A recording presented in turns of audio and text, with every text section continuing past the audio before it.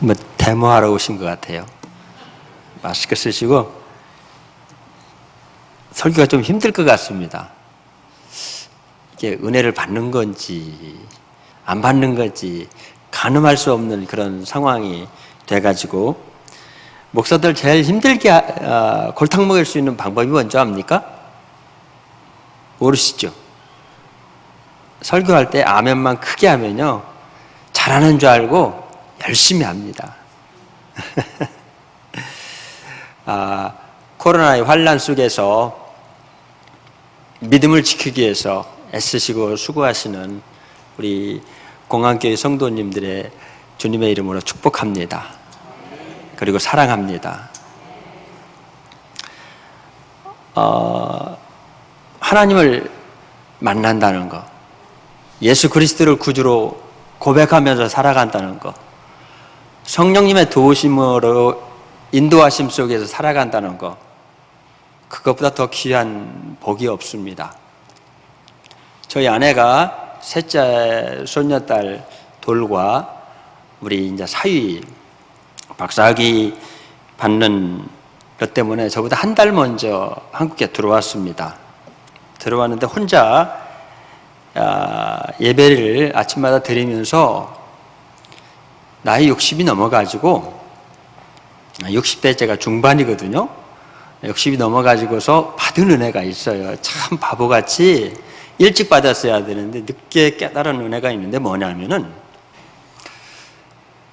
제가 이 세상의 모든 것을 다 실패한다 할지라도 가정도 실패하고 선교도 실패하고 모든 것이 다 실패한다 할지라도 하나님과의 관계 속에 관계만은 실패하지 않으면은 나는 아무 문제가 없다라는 거예요. 그걸 깨달았어요. 그걸 깨닫고 저희 둘째가 모건대학 공육학번 여자아이인데요. 이슬이라고 1m 50도 안 됩니다. 작년에 목사 안수 받았고 올해인가? 작년인가? 아빠가 이래요. 목사 안수를 받고 이제 전화 통화를 하면서 그 얘기를 했어요.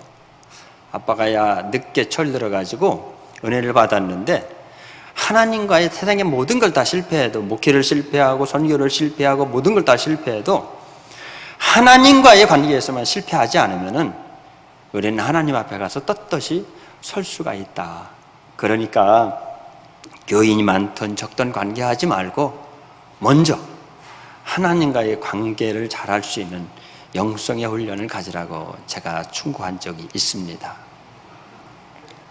여러분들도 하나님과의 관계에서만 실패하지 말기를 주님의 이름으로 축복합니다. 여러분, 저는 하나님을 만난 것이 복이죠. 여러분들의 또 다른 복이 또 있습니다. 뭐냐면은 최종목 목사를 만났다는 겁니다. 제가 학교 다닐 때 있잖아요. 귀공자가 하나 이렇게 지나갔어요. 저보다 훨씬 귀티나게 생겼고 키도 조금 크고 걸음걸이도 조금 남들보다 좀 특이하게 걷는 그랬더니 그냥 최종무라는 학생이었어요. 공부도 좀 잘했고 그런 의미가 있는데 제가 들어오면서 은혜 받았던 그 표가 있습니다. 찬양하는 그 모습이 은혜를 받았고 그리고 온유, 따뜻한 교회, 부드러운 교회. 예수님의 성품 중에 하나잖아요. 이러한 표가 별로 없습니다. 그런데 공안교회의 표현은 따뜻하고 부드러운 교회라는 그 표에 제가 은혜를 받았습니다. 여러분, 가장 행복한 것이 자기가 가지고 있는 것에 만족함을 느끼고 자랑스럽게 여기는 것입니다. 저 목회 22년 했습니다. 22년 하고 돼지를 키우면서 한 9년간 농촌 목회를 했어요. 그때 장로님 한 분 계셨는데 그 장로님이 있잖아요. 자기 목사 자랑을 얼마나 잘하는지 연예매 가면 목사님들 만나면 이중열 목사님, 우리 담임 목사님 뭐 어쩌고 어쩌고 하면 제가 미안해가지고 딴 데로 가버려요. 자랑을 그렇게 합니다. 여러분들도 공안교회와 담임 목사님을 자랑하게 되면은 여러분들은 멋있는 신앙생활을 하게 되는 거죠. 물론 기본적으로 하나님을 자랑하는 것이고요. 목기 22년 하고 모건대학교에서 12년 동안 그 대협력본부장으로 근무를 했습니다. 그리고 2018년에 17년에 퇴직을 하고서 바로 캄보디아로 선교사로 나갔습니다. 나가서 저는 이제 선교사 초년생입니다. 이제 2년 한 5개월 됐나요? 2년 5개월 되고 초년병인데, 저는 마지막에 하나님께서 저를 선교사의 반열로 세워준 것에 대해서 가장 잘 감사하게 생각하고, 그리고 최선을 다해서 열심히 그 선교 사명을 감당하려고 애쓰고 노력하고 있습니다. 여러분, 65세가 무슨 나이인 줄 아세요? 유엔에서는 있잖아요. 65세가 청년입니다. 65세까지 청년을 해요. 청년 한번 손 들어보세요.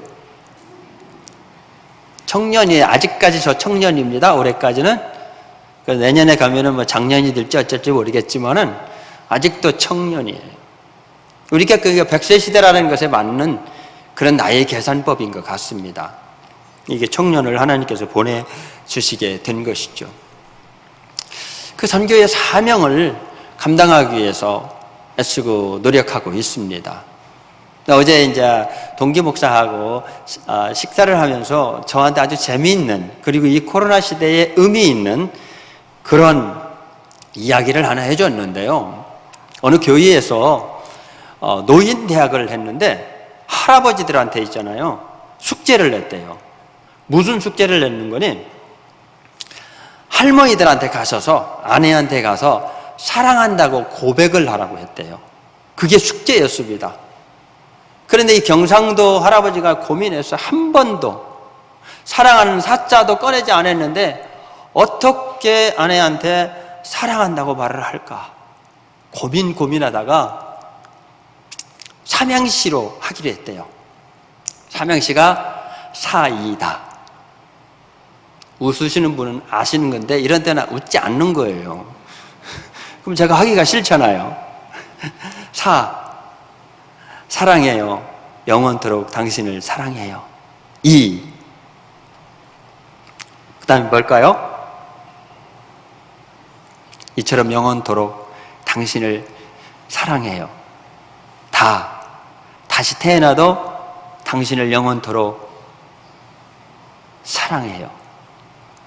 그걸 하기로 했대요. 그래서 식사를 마치고, 저녁 식사를 마치고서 숙제를 할 시간이 왔어요. 차를 마시면서, 여보, 우리 삼행시 할까?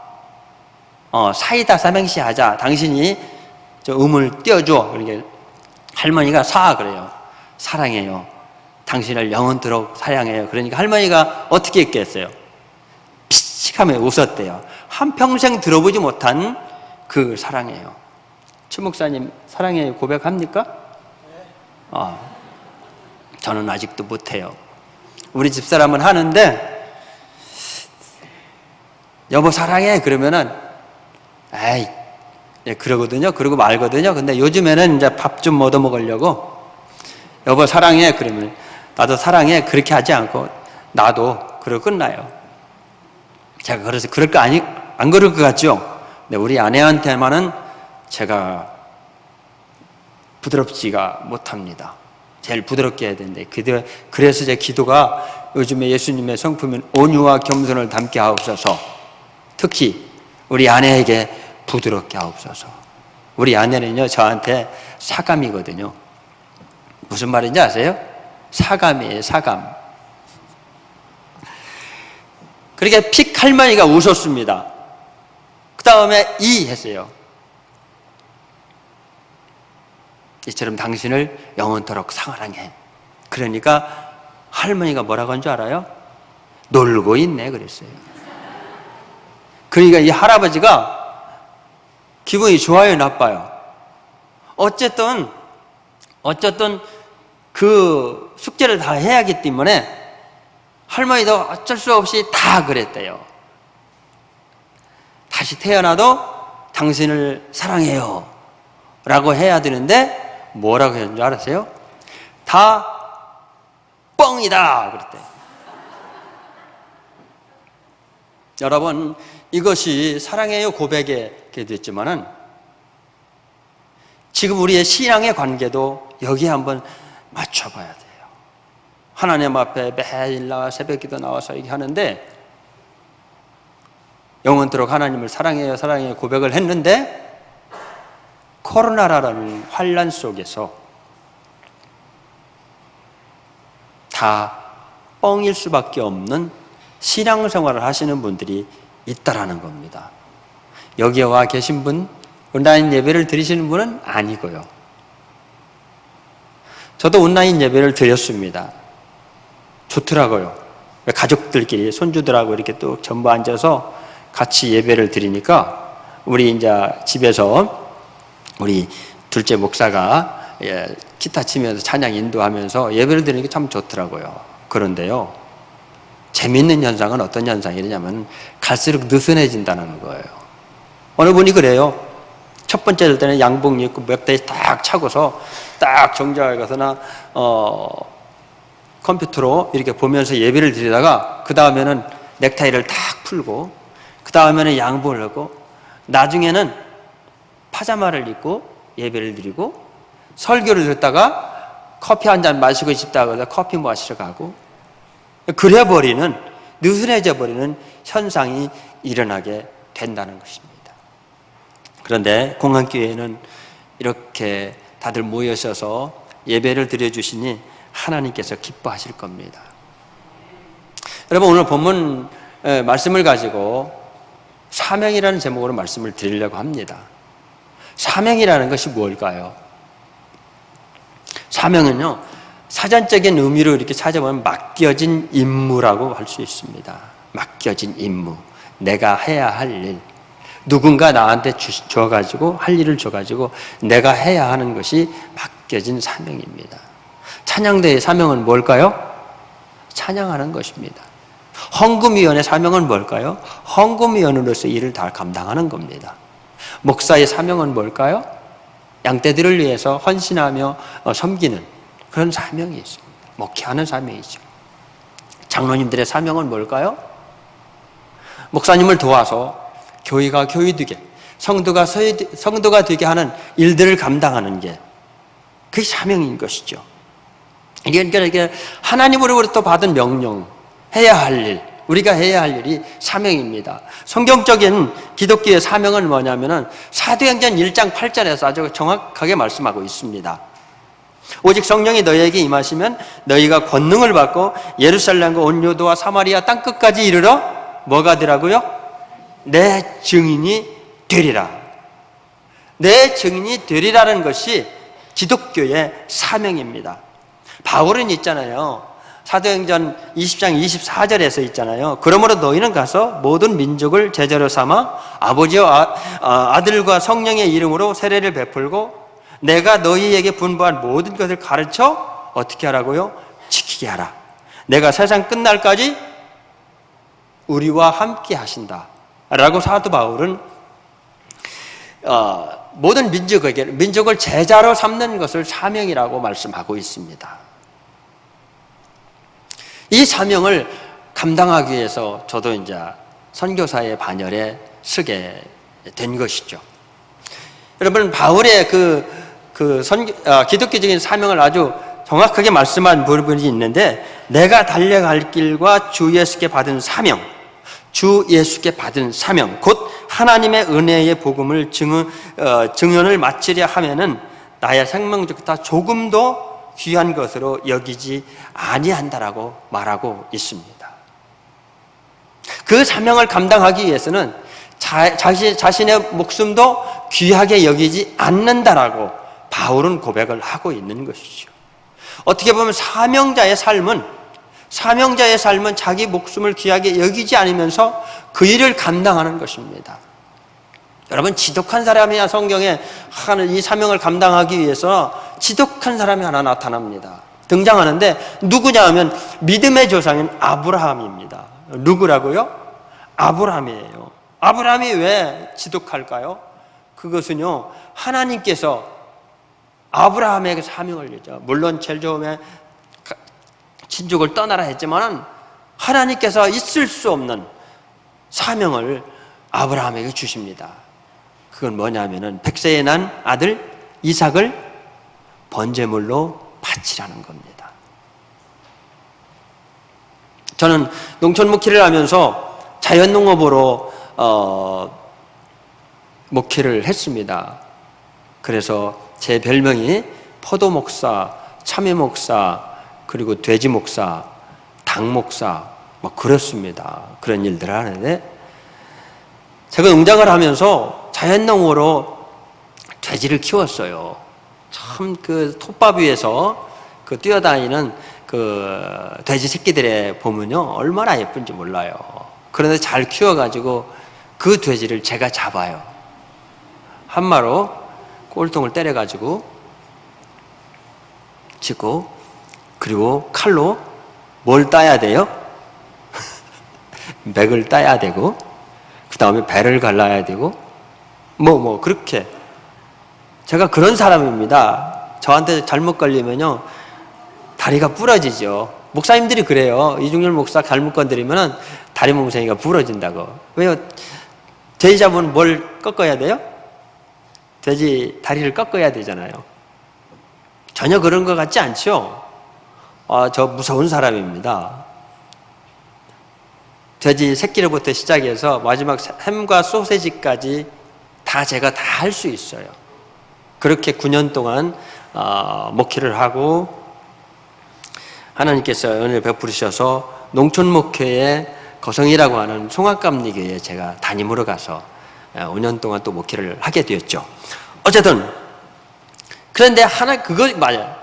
하나님께서 아브라함에게 주신 사명, 이삭을 바쳐라 하는 그 사명은 아들을 어떻게 하라는 거예요? 죽이라는 거예요. 죽여서 하나님께 피를 흘리면서 바치라는 겁니다. 그런데 아브라함은요, 어떻게 보면 자기가 죽으면 죽었지 자식을 그렇게 할 수 있습니까? 그런데요, 아브라함 어떻게 했습니까? 그 사명을 감당했죠. 근데 하나님은 놀래버린 거예요. 설마 아브라함이 이삭을 잡아서 제물로 드릴까? 하나님도 의무시했는데 정말로 그렇게 해버린 거죠. 그래서 하나님이 급하게 대신 제물을 준비하셔가지고 하는, 그래서 아브라함이 그때 얻은 명령이며 믿음의 조상이라는 그 명령을 이름을 받게 된 것이죠. 바울도 마찬가지입니다. 바울도 사명을 감당하기 위해서나 예수 그리스도의 복음의 증인으로서의 사명을 감당하기 위해서 목숨까지도 아끼지 않았어요. 40에 하나를 감하는 매를 맞기도 하고, 독사에 물리기도 하고, 죽음의 순간들을 넘겨가면서 바울은 그 사명을 감당해서 지금 현재의 바울이 되게 될 수 있었던 것입니다.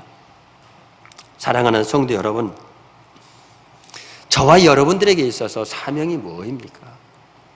전체적으로 한 목표가 뭐냐면은, 마지막 다다려야 할 목표가 뭐냐면 내 증인이 되라는 겁니다. 예수 그리스도를 믿게 해서 우리와 같이 하나님의 자녀가 되게 하는 복음 증거에, 그 일에 앞장서야 하는 것이 바로 저와 여러분들의 사명인 줄 믿으시길 바랍니다. 저는 있잖아요, 저는 그 사명을 감당하기 위해서 캄보디아에 가 있고, 여러분들은 여러분들에게 주신 하나님의 사명을 감당하기 위해서 공항교회에 있는 겁니다. 각자 나름대로 다 사명이 다르겠지만은 해야 됩니다. 그건 무식대로 바울이 고백한 것처럼 목숨을 다할 때까지 이 사명을 감당해야 되는 것이죠. 여러분, 제가 캄보디아가 있잖아요. 캄보디아는 훈센 총리라는 사람이 있습니다. 그 총리는 있잖아요, 총리의 사명을 감당하지 않고 있어요. 총리의 사명이 뭘까요? 어떻게 보면 우리나라의 대통령이나 마찬가지인데, 국민을 잘 살게 해야 되는 그 사명이 있는 거예요. 그런데요, 그 친구는 있잖아요, 국민을 잘 살게 하는 게 아니라 자기 식구들을 잘 살게 해요. 델타라는 주요소가 있습니다. 그 주요소가 딸이 해요. 딸이 하는데 우리 대한민국에 교회가 있듯이 전국 방방곳곳에 그 델타라는 주유소가 있습니다. 그런데 공무원들한테 뭘 나눠주는지 알아요? 주유권을 나눠줘요. 월급에서. 그러면 델타 사용 주유권인데 어디 가서 사용해야 됩니까? 델타에 가서 해야 돼요. 부인이 있잖아요. 적십자 회장이에요. 1년에 한 번씩 적십자의 날이 되면은 옹야라는 귀족들이 있어요. 옹야라는 귀족들과 그리고 사업하는 사람들이 봉투를 가지고 참석해서 하는데 제일 많이 내는 사람이 누군지 압니까? 대한민국의 부영그룹의 회장입니다. 한국에서는 좀 이미지가 좋지 않지만은 캄보디아에서는요, 그 수도권의 노른자 땅들을 엄청 많이 가지고 있어요. 엄청 부자예요. 선교하는 데 쓰면 참 좋겠는데 아파트를 짓고 있고 뭐 그렇게 있습니다. 제가 이런 말을 합니다. 훈센 총리가 박정희 대통령처럼 박정희 대통령 반절만 해도 캄보디아는 잘 살 수 있는 나라다. 우리나라는 70%가 산이잖아요. 근데 캄보디아는 70%가 평야입니다.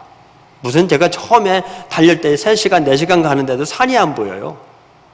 무슨 아프리카 온 줄 알았습니다. 그리고 물이 많아요.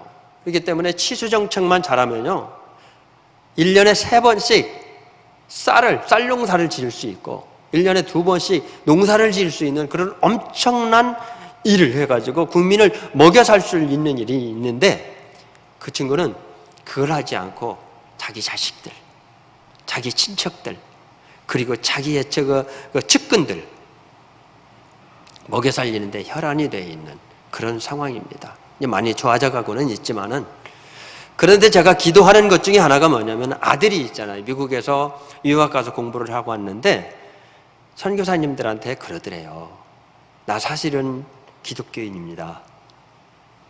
미국에서 예수님 영접하고 부인도 같이 예수님을 영접하고 예수 믿는 사람으로 변해서 돌아왔는데 부탁이 있대요. 자기가 기독교인이라는 걸 말을 해주지 않겠다라는 겁니다. 왜냐하면은 그 나라는 95%가 불교인들이거든요. 불교 국가입니다.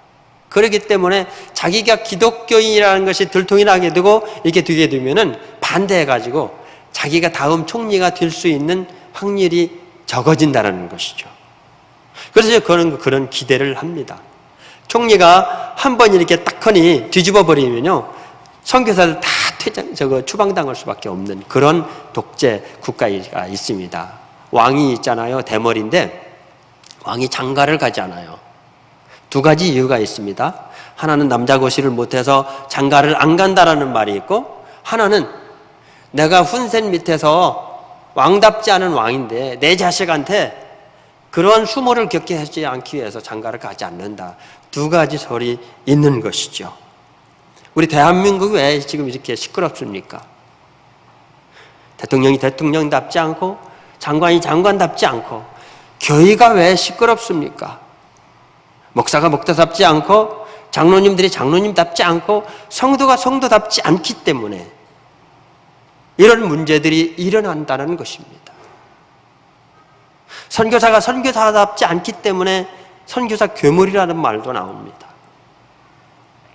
사랑하는 성도 여러분, 우리가 사명을 감당하려고 애쓰고 노력한다면 교회가 시끄러울 일이 없고 가정이 시끄러울 일이 없고 나라가 시끄러울 일이 전혀 없는 줄 믿으시길 바랍니다. 부모가 부모다워야 되죠? 자식이 자식다워야 되죠? 여자가 여자다워야 되죠? 남자가 남자다워야 되죠? 차별금지법. 그 다움을 깨트려는 것입니다. 그게 통과가 되면요, 깜짝 놀랐어요. 목사님이 동성애에 대해서 설교를 하잖아요. 신고를 하게 되면요, 벌금을 물어야 된대요. 300만 원이고 500만 원 이하인데 100명이 만약에 신고를 해서 나 수치감을 느꼈다 뭐 하면서 신고를 하게 되면요, 그걸 다 갚아줘야 돼. 이길 수가 없대요. 그것이 통과가 되면은요. 그 엄청난 일들을 지금 현재가 하고 있는 것입니다. 우리는 그걸 기도로 막아야 되는 것이죠. 전라북도 도의회에서는 차별금지법 반대 찬성 법안을 정의당에서 했다가 부결됐어요. 그게 누가 한 줄 알아요? 장로님이 하셨습니다. 장로님이신 도의원이 하셨어요. 나가서 이 차별금지법 통과하면은 학교에서도 동성애를 가르치고 뭐 쭉쭉 하면서 그 문제점들을 얘기해가지고 압도적으로 부결이 돼버린 것입니다. 그분은요, 장로님답게 신앙생활을 하시는 분이었어요. 사랑하는 성도 여러분, 저와 여러분들은 사명을 감당하기 위해서 선교사가 선교사답고, 성도가 성도답고, 사역자들이 사역자답게 이렇게 살아가서 하나님 앞에 영광 돌릴 수 있길 바랍니다. 선교사이기 때문에 제가 캄보디아에 가서 사명을 감당할 부분을 잠깐 보여드리겠습니다. 제 아내입니다. 제가 1년 동안 깜뽕진항에서 교목으로서 사역을 했다가 지금은 나와가지고 저만의 선교를 하고 있습니다. 문서선교 사역을 하는데 정말로 열악합니다. 교회들이. 감리교회가 150개 교회가 있습니다. 캄보디아 자체적으로 150개 교회가 있는데 정말로 열악합니다. 설교도 제대로 하지 못하고 하는 부분이 있죠. 그런 부분 쪽을 제가 문서 선교를 해서 교재를 배포하고, 그리고 목사님들 설교를 할 수 있도록 설교사를 하고 신앙서적을 번역해서 배포하고, 그리고 목사님들, 목회자들 영성 세미나를 해서 성령 충만한 목회자가 될 수 있게 하고, 또한 감리교 신학교의 부흥회를 개최를 해서 신학생 때부터 성령 충만한 그 목회자를 양성할 수 있는, 그리고 기타 여러 가지 부분으로 문서선교 사역을 하려고 합니다. 그러니까 교역교자 자립 목회 사역이죠. 제가 선교를 가게 된 결정적인 이유는 제가 농촌 목회를 했기 때문입니다. 농촌 목회를 했는데 가서 뭘 할 수 있을까? 근데 할 수 있는 게 많아요. 아까 목사님 말씀하신 것처럼 손재주가 많거든요. 그래서 고스톱도 잘 썼습니다. 네, 거짓말이고요. 어쨌든 그래서 자연농업을 하면서 유기농 포도를 생산을 했고, 유기농 참외, 유기농 고구마 뭐 이런 것들 그 지역을 아울러 가지고 했는데, 아프리카나 동남아에 가면은 내가 할 일이 많겠다라고 했는데, 그걸 저는 이제 교역자들을 중심으로 하려고 합니다. 저 뒤에 있는 게 한국에서 300만 원 주고서 자연농업식 그 축사를 했습니다. 해가지고 저분이 이제 전 감리사님이거든요. 감리사님 교회에다가 축사를 져주고 뿅아리 400마리를 입식하는 그 장면입니다. 그래서 교회 안에서 목회를 하면서 자립할 수 있는 그 길을 열어주려고 합니다. 제가 그래서 올해 들어와 가지고 자연농업을 다시 닭 기르는 것을, 그리고 사료 만드는 법을 다시 배우려고 지금 하고 있는데, 얼마 안 있으면 다음 주에는 제가 배우러 갈 것 같습니다. 넘겨주시죠. 그리고 하나님의 사람을 세우는 학사사역. 캄보디아 선교사님들이 저한테 하시는 말씀이 있었어요. 무슨 말이냐면은, 지방에서 목사님들과 선교사님들이 양육한 젊은 일꾼들이, 학생들이 푸놈펜이라는, 쉽게 한국이면 서울에 올라오면은 신앙생활을 하지 않는데요. 왜냐하면 화려하고 너무 좋기 때문에. 그리고 캄보디아 놀기 좋아하거든요. 그렇기 때문에 누군가가, 선교사님들 중에 한 분이 푸놈펜에서 그 학생들을 받아서 신앙생활을 계속하게 하는, 그래서 하나님의 사람으로 양육하는 그런 사역을 해주셨으면 좋겠다 라는 말들을 많이 했는데 그냥 넘겨들었습니다. 그런데 제 사역을 기도하면서 정말로 귀한 사역이구나. 선교사 사역 중에 가장 귀한 건 성전을 세우는 것, 그것보다도 더 귀한 하나님의 사람을 세우는 것이죠. 그래서 사역을 감당하기로 하고, 저들을 또 찬양단을 조직해서 시골교회에 찾아다니면서 찬양 집회를 열어서 하나님의 사람을 세우고 교회들을 섬기는 그 일을 감당하려고 합니다. 전에 말씀하셨던 목공사입니다. 좌측에 있는 저 강대상이 제가 만든 겁니다. 괜찮죠? 한국적이고 괜찮죠? 제가 첫 번째 2개월 동안 아파트 베란다에서 우리 동기 형님이 태백에 교회를 건축했는데 거기에다가 제가 일을 했습니다. 그리고 두 번째 강대상이 저기 있고 의자를 뺀 나머지 모든 인테리어는 제가 다 했습니다. 괜찮죠? 할만하죠?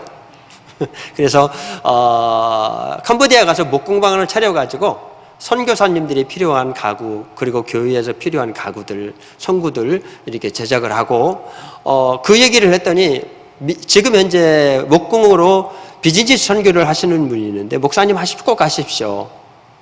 그리고 한인들을 해가지고 목공교실을 열어가지고 빵도마 만드는 거, 그리고 뭐 여러 가지 만드는 거 이렇게 해가지고 예수 믿지 않는 사람들이 오면은 그 사람들을 교회로 인도할 수 있는 길이 있습니다. 제가 그 얘기 듣고 깜짝 놀랐어요. 있구나. 그래서 제가 들어와서 지난 화요일 날 저희 아내하고 둘이 국비로 가르치는 목공교육을 40일 동안 배웠습니다. 배워서 수료증을 받고 조금 여유가 있게 됐는데요. 그리고 이제 제가 70이 이제 넘으면은 불과 이제 5년 정도밖에 남지 않았거든요. 넘으면은 후원이 끊어질 것 같아서 비즈니스 사역을 해가지고 제가 스스로 자립 선교를 할 수 있는 그 길을 마련하기 위해서 목공 사역을 하게 되는 것이죠. 이거는 태국의 치앙마이의 하베스트 대학의 도서관인데요. 제가 가서 8일 동안 저 책장을 만들어주는 섬김 사역을 하고 왔습니다. 4만 권의 책이 그 도서관 안에 가득 채워졌죠. 이렇게 이제 합니다. 넘겨주시죠. 이게 제 1호 강대상이 들어가 있는 태백의 문곡감리교입니다. 지금 들어가면은 저와 똑같은 교회를 CM립이라 앙코르와트 아시죠? CM립이라는 있는 교회의 그 지역의 모교인 크나트마이라는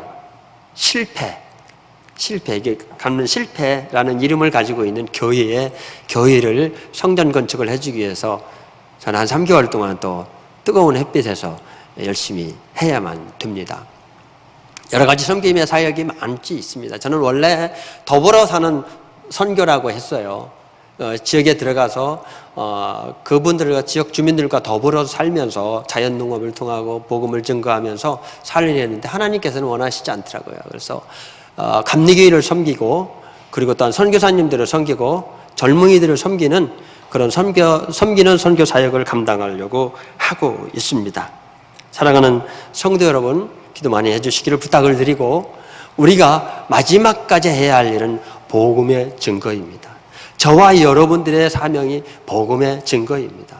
영혼을 구원하는 것입니다. 공항교회가 구원의 방주가 돼야만 됩니다.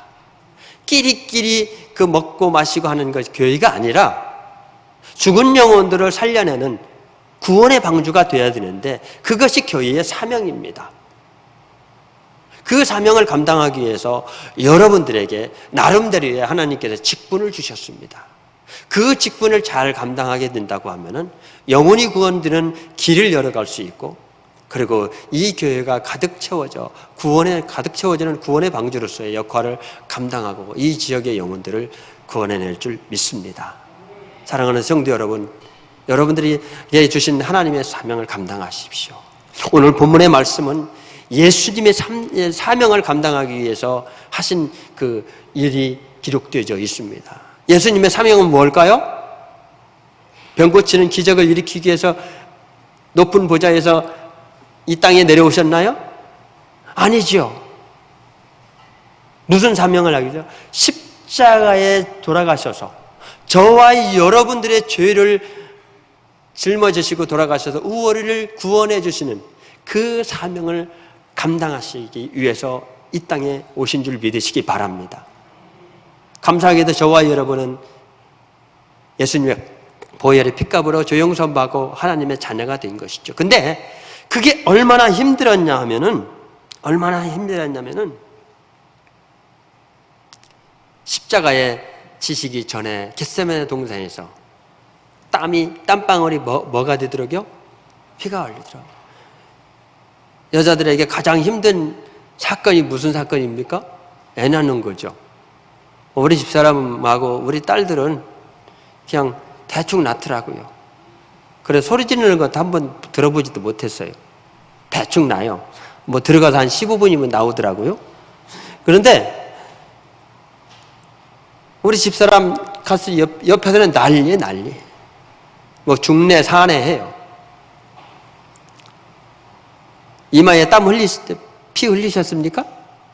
근데 예수님은요, 자신의 사명을 감당하기 위해 겟세마네 동산에서 하나님, 이거 하기 싫어요.